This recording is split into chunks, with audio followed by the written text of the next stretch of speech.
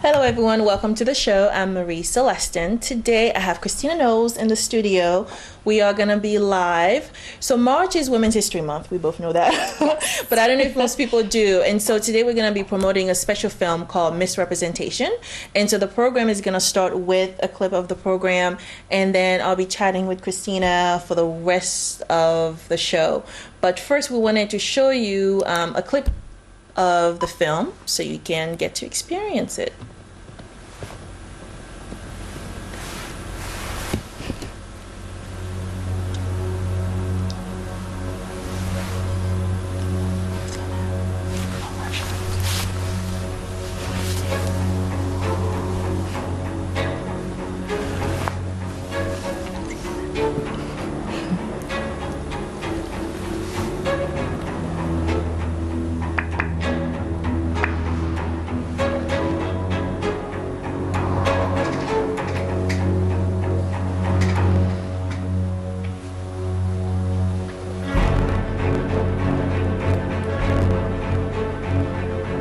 The media is the message and the messenger, and increasingly a powerful one.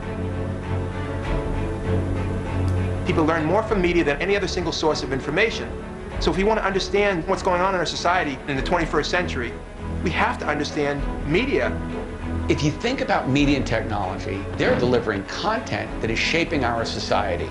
They're shaping our politics, they're shaping our national discourse, and most of all, they're shaping our children's brains and lives and emotions.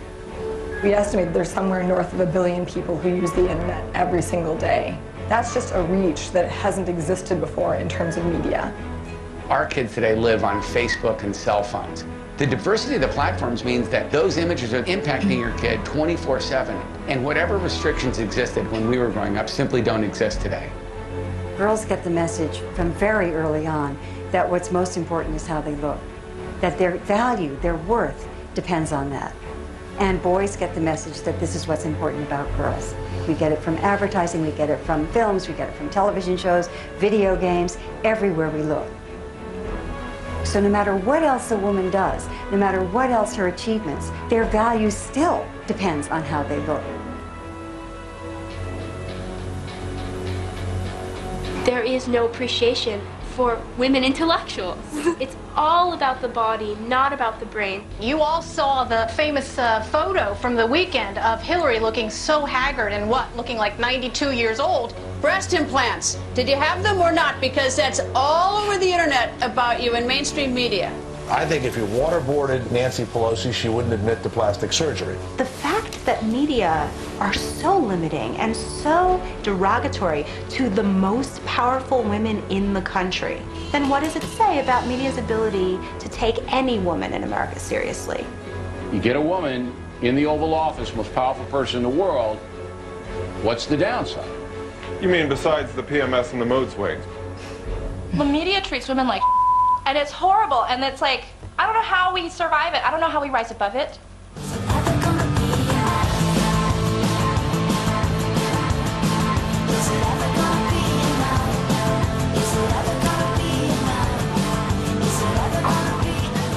Media creates consciousness, and if what gets put out there that creates our consciousness is determined by men, we're not going to make any progress. An aspect of media literacy education that I think many people aren't aware of is the whole political economy of the media.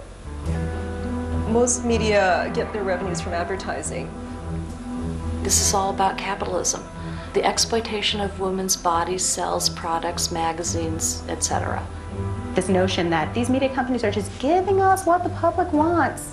No. They're giving us what the media companies want, they're giving us what the advertisers want, and they're packaging it in such a way as to make it sound like it's our fault, and it's not. A lot of advertising is based on making people feel anxious and feeling insecure. The effect is primarily subconscious.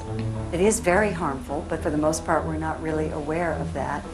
As a culture, women are brought up to just be fundamentally insecure. I remember 5th grade, I was worrying about my weight, and now I'm in 9th grade, I'm still worrying about my weight. I have like close friends that like in between like break periods, they would go to the bathroom and put on like 10 pounds of makeup, you know, and you're at school to learn. In a world of 1 million channels, People try to do more shocking things to break through the clutter. They resort to violent images or sexually offensive images or demeaning images. It creates a climate in which there's widespread and increasing violence against women. When is it going to be enough? We're socializing boys to believe that being a man means being powerful and in control. Ooh la la. Being smarter than women or better than women, or our needs get met first in relationships with women. That's not genetically predestined. That's learned behavior. I definitely am not one to conform to the we need to be hypermasculine and we need to be misogynistic stereotypes. And it really puts a lot of pressure on me when I have relatives who have grown up with this phenomenon who attempt to put me on that path, but I'm not ready for it.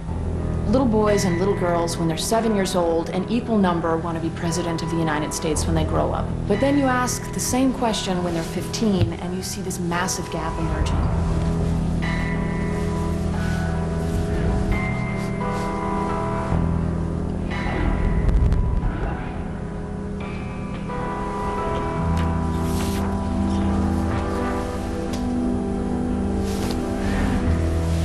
We're shortchanging voices that are urgently needed in public forums from ever getting to the table.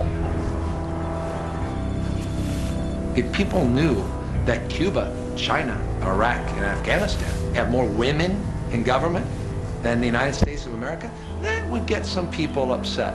No wonder we are in such trouble in this country. We've been choosing our national leadership from 6% of the country. As the most powerful country in the world, if you're not standing for the right values and for the right principles, that's a loss for the world. You can't be what you can't see. Growing up, there was nobody who looked like me on television. So I never dreamed that I could be on television. To see women leadership in reality and on the screen and television is huge for women, huge.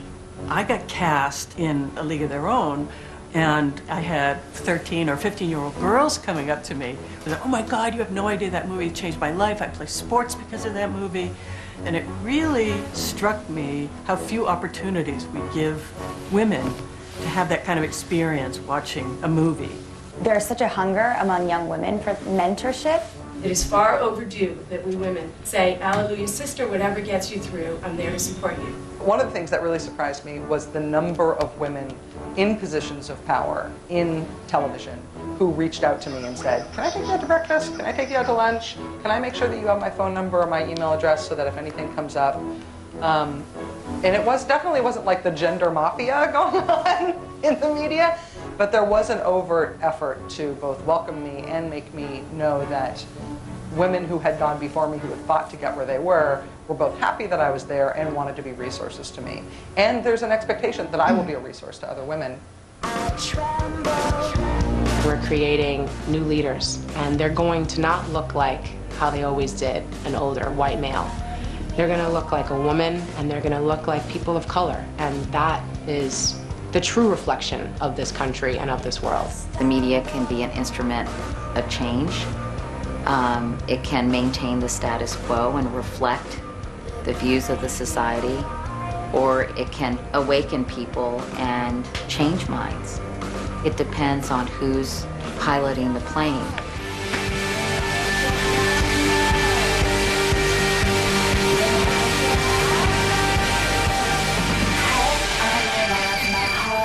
Keeps beating like a hammer. So that was the short clip. Yeah. So one of the reasons you're on the show is we have a special screening going on tomorrow. And so I wanted to give our viewers a taste of what the film is about. But first, you haven't been here in so long. It has been a while, Marie. So let's remind our viewers who you are in terms of what you do. I know your role has changed a little bit, but tell us what you've been up to and to catch up a little bit in terms of which hat you're wearing. Sure, absolutely, absolutely. I've done the show with you a few times before. So my name is Christina Knowles, and I'm a Boston resident. I am the chair of the Political Action Committee for the National Organization for Women here in Massachusetts. I also currently work as a communications consultant at the Center for Women in Politics and Public Policy at UMass Boston. And as a side note, both you and I are graduates of the Women in Politics and Public Policy program at UMass Boston. It's a wonderful 90 seconds. So I am still consider myself to be, leader in feminist organizations, feminist work, and politics here in Massachusetts, and am really thrilled to be on the show and, able to share some of my views and experiences, and particularly in connection with misrepresentation. Yeah, I mean, I think it's great. I mean, the film 60 seconds. came out 2011. Yes. And, I think it's great. It's Women's History Month. It's a great way to really sort of bring women and girls together to discuss issues that are still so relevant today. So this film in particular talks about media and how women, I would say, who are public figures, are perceived and treated by mainstream media. And so based on that short clip, what was your reaction to what was being said by the women who were speaking, or some of the images that we do, or you may have seen already probably in mainstream media? Sure. So, that is a very short clip of the approximately 90-minute movie, but it is very powerful. And, for folks who haven't seen the full-length feature, I highly recommend it. It can be a lot to wrap your mind around, but it's really critical in terms of understanding really what is going on with women, girls, in the media. Every time I see that clip or I see a excerpt of misrepresentation, I'm just so struck by the enormous amount of material that the producers and editors had to draw from. I mean, it is a 90-minute film, as I said. You would think it would probably take a very long time to gather the clips, but I'm guessing it is pretty easy. Those images are everywhere. We're constantly bombarded and confronted with the sexualization and the framing of women as nothing but sexual objects, or objects that are there for pleasure or entertainment purposes. And then regardless of the important role, I think what was interesting is like all these women are doing great things. Yes. You're really focusing on important issues, and we can't leave the body. Like, it's all about like the physical.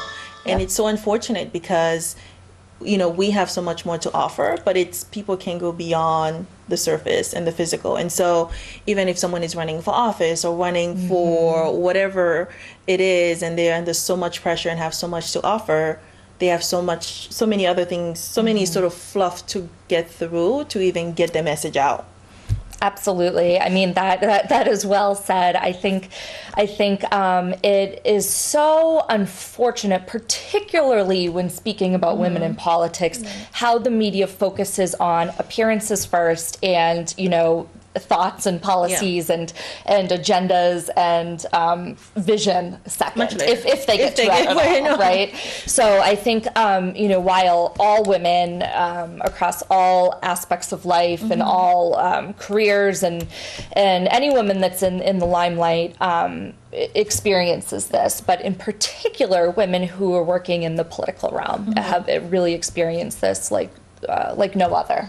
Yeah, I mean, I think it's really tough. I mean, I'm glad they use real examples in terms of not just research, in terms of dealing with numbers, but also what was striking is how many hours that we consume media. I mean, we're talking about some viewers, I think they probably consume close to like a work week, because I think it's about when you see the number of hours, whether it's being online, being on the phone, texting, being on social media, at the same time doing video games, and it's like literally you spend like almost half your time, if not more, just consuming those images and messages. So it's not just sort of like, oh, here's the content, but what they have to offer. So, I mean, I think there's an opportunity tomorrow for people to see the film, and you're also on the panel to be part of the discussion, a panelist to discuss your role. And I know there are other women who are going to be on the panel. Do you want to share a little bit about what you will be focusing on? Sure, absolutely. So tomorrow,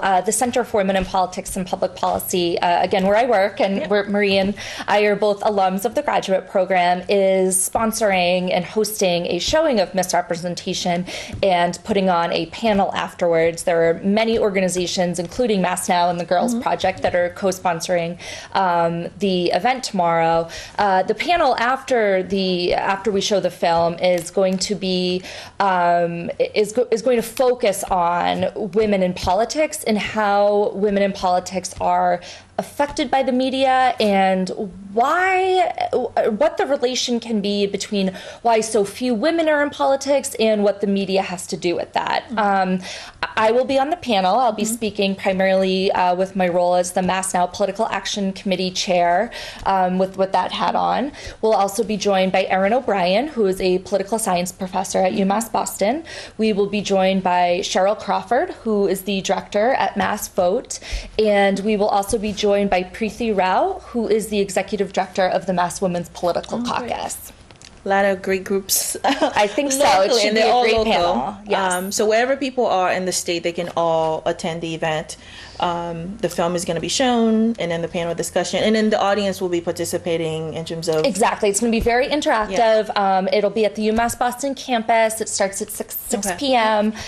In Ballroom B in the campus center. There will be signs galore, so you'll have plenty of ways to figure out where it is. Yeah, and it's pretty easy to get to, even if from Cambridge. So just the Red Line. Yep, the Red Line, and then there's a free shuttle at the T stop at JFK UMass to get to it. So I that's definitely great. hope people can come out. Yeah, and I mean, I see think it. it's a great event, especially to start the week. And as I was mentioning, I mean, I think a lot of time with women's history, I think we may have a caller, with women history going on, people are always looking for ways to see how to get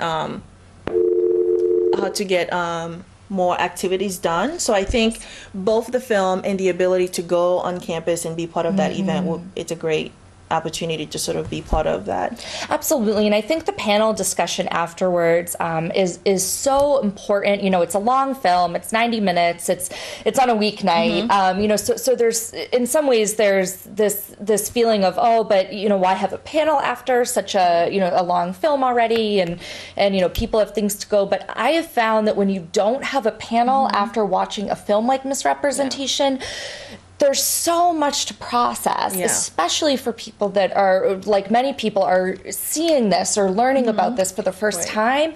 And so if you don't have a forum afterwards to sort of share your thoughts and hear some experts on the subject, you know, deconstruct and help analyze and help you process what you just saw, it can be really emotional and hard to, you know what to do with it. And I think one of the things that we're hoping to, I know myself as a panelist, and I'm sure my colleagues as well, are hoping to accomplish tomorrow is to help people say, okay, you know, we watched this film, here's some ways it affects women in politics in particular, but also, you know, so where do we go from here? What do we do?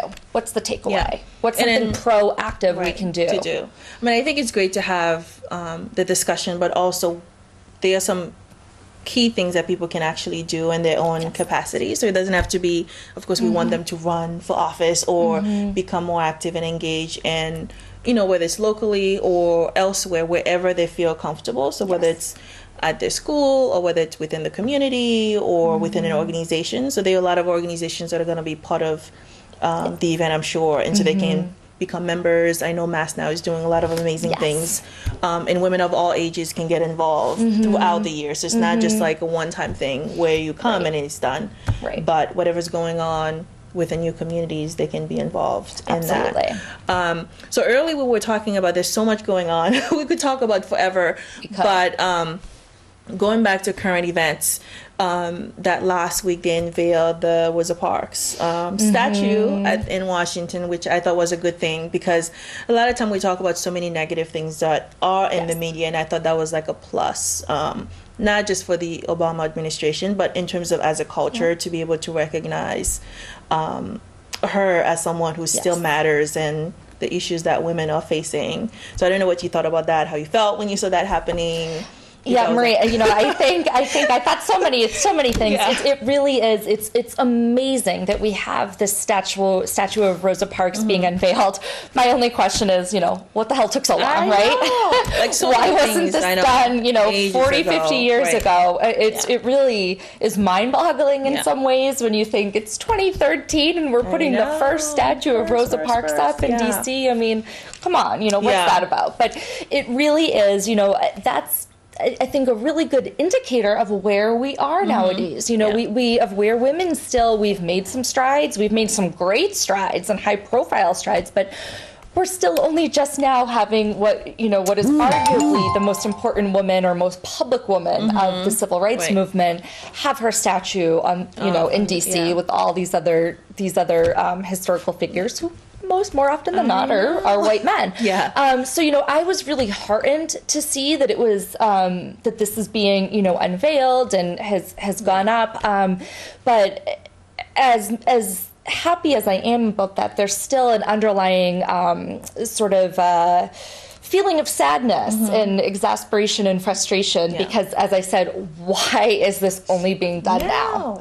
So I mean, on one hand, it's great because I'm glad it's done. I mean, I think Sojourner Truth is also the other, I don't know if it's a bust that's at the visitor center in DC, and so I think that statue is probably going to be more prominent. But again, it's like once you can start counting on, you're like, oh, there's one, there's two, versus the other groups where it's like, oh, they're all over. You walk into the the White House or wherever you are close enough, and it's like you can see the walls, and that tells you like who's in power and who matters. And I think it's great to be able to sort of send that message out.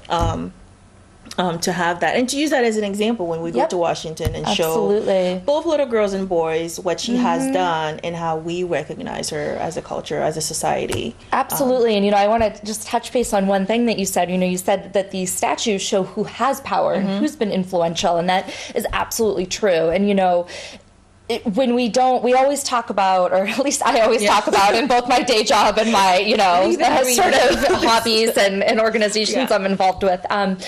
But we always talk about how when people don't see themselves reflected in politics or, public policy and everything, they